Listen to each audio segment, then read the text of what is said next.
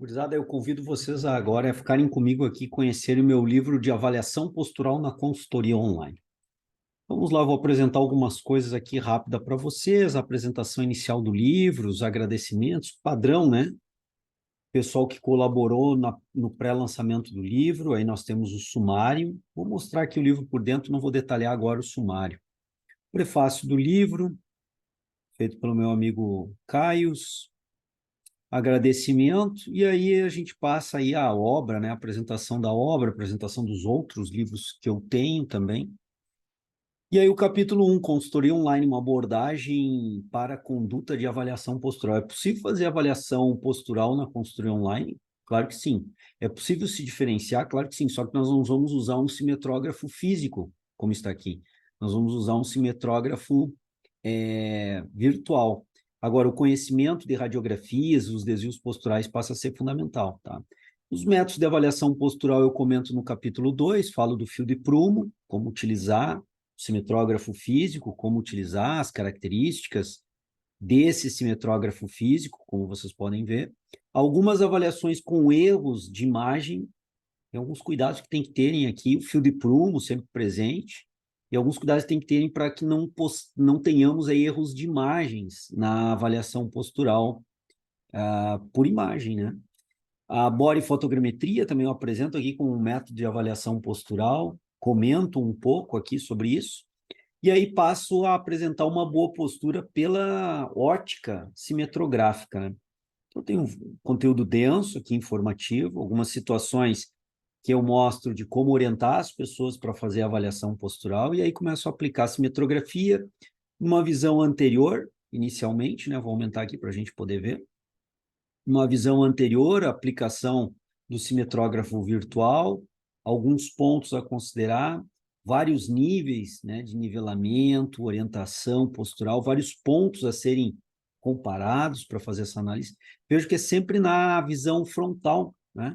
Na visão frontal que eu fico analisando, triângulo de Talley, verticalização do corpo, e tudo tem bem descrito, comentado, e aqui já passa para a visão posterior, por onde o fio de prumo, um bom alinhamento postural deveria passar, onde se espera que o fio de prumo passe num bom alinhamento postural em vista posterior, a aplicação do simetrógrafo virtual, das ferramentas, né, para melhorar a minha avaliação postural e entrega também para o meu cliente. Tem algumas ferramentas bem interessantes aqui de serem avaliadas. Aqui a avaliação postural em perfil lateral, em vista lateral, por onde o fio de prumo deveria passar, quais são as características, né? Pontos anatômicos, onde uma boa postura deveria permitir a passagem do fio de prumo, os desenhos, o uso das ferramentas, novamente, para melhorar a minha capacidade de acuidade visual para análise postural. E eu comento aqui várias questões em relação ao nível lateral, o que seria uma boa postura. Eu passo aos desvios posturais. Inicialmente, nós apresentamos, comentamos e falamos da escoliose, aqui uma radiografia mostrando escolioses bem graves, né, bem acentuadas, algumas nem tanto. A análise cimetográfica com simetrógrafo físico e depois a análise cimetográfica da escoliose com o simetrógrafo virtual, analisando algumas escolioses aqui até sutis, eu diria, algumas como essa mais severas, mas outras sutis, e como a simetrografia nos permite identificar essas escolioses, se essa escoliose é advinda de um drop pélvico, comento isso também no livro, se a coxa-vara ou coxa-valga unilateral, né, que são essas características, podem estar causando um drop pélvico e levando a uma escoliose. Então, discuto aqui várias questões do diagnóstico da escoliose. Depois passamos para hiperlordose ou hipolordose lombar, para fazer a análise do mesmo. Então, aqui eu apresento algumas imagens com a simetrografia virtual, por onde o fio de prumo deveria passar, faço comparativo entre níveis de hiperlordose acentuados, para que possamos ter níveis de hipolordose, sempre com fio de prumo, aqui um comparativo entre uma situação e outra. Então, eu exploro muito isso no livro, os comparativos entre uma hiperlordose e uma hipolordose lombar. Vejo que isso é importante para o entendimento desses desvios posturais, a relação com o equilíbrio pélvico, né? Se eu tenho uma tilt anterior, uma tilt posterior, levando, gerando, sendo a fonte da origem dos desvios, e podem perceber que é sempre bem ilustrado, tanto do ponto de vista anatômico, como nós temos agora aqui na tela, como do ponto de vista real de imagens, né, sendo avaliadas. Então, eu procurei trazer também a ideia das ações musculares que movimentam a pelve no plano sagital, o desequilíbrio dessas ações antagônicas. Depois passo para os desvios posturais de hipercifose e hipocifose torácica, na mesma rotina da hiperlordose, só que agora para cifose.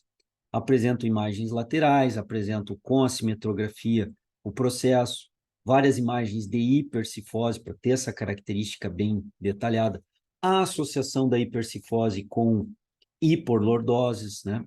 As características de uma vértebra já deformada por essa hipercifose estrutural, tem não estrutural, tem a hipocifose, percebam bem, uma retificação da cifose torácica, faço o comparativo entre hiper e hipocifose torácica. Então, o livro está bem completo, vejo eu nessa condicionante.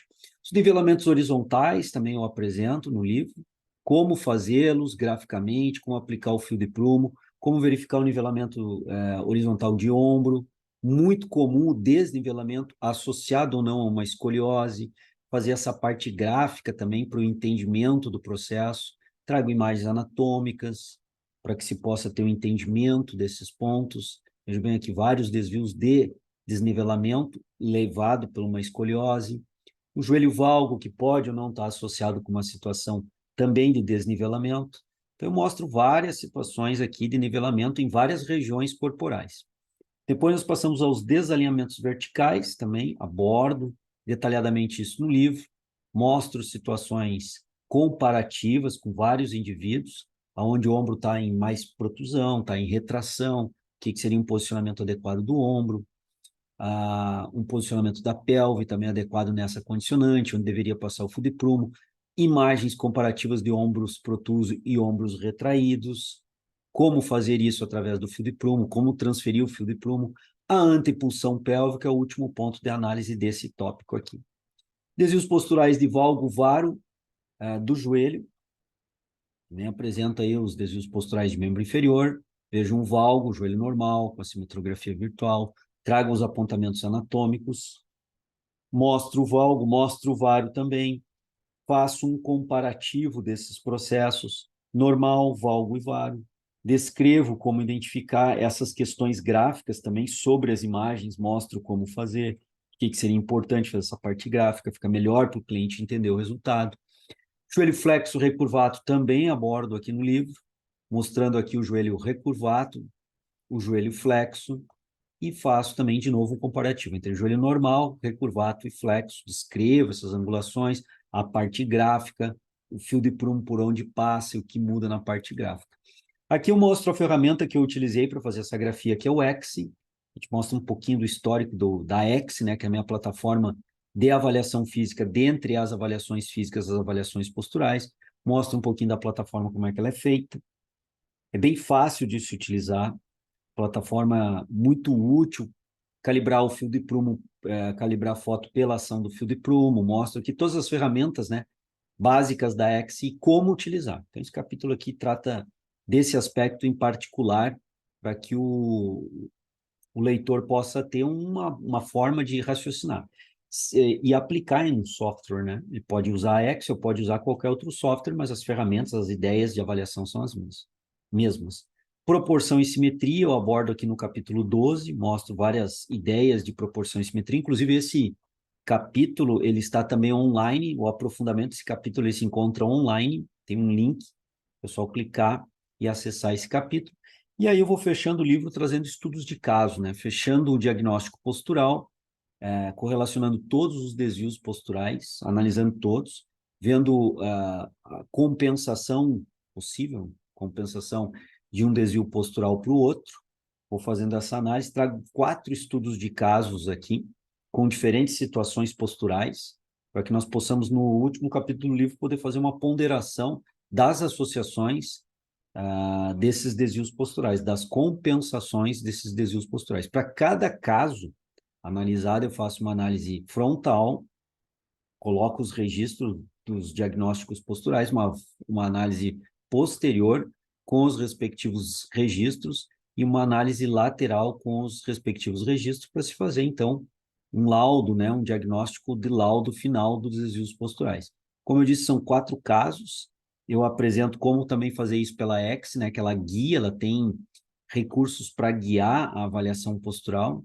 Então, é bem interessante para a galera poder entender, ver como é que é o processo e entender as compensações que existem entre os desvios posturais. Dessa forma, a gente fecha o livro, daí trazendo as referências anatômicas que nós utilizamos ao longo do livro, como uma forma de consulta aqui no final do livro, e depois as referências usadas para construir o livro. Ok, gurizada? Então, eu fiz aqui para vocês uma apresentação do conteúdo do livro de avaliação postural na consultoria online. Espero que vocês venham adquirir o livro, que eu sei que ele está bom e vai ajudá-los a introduzir esse processo avaliativo no trabalho de vocês. Tanto no trabalho de vocês presencial, que cabe, quanto principalmente na consultoria online. Tá ok? Um abração e até a próxima.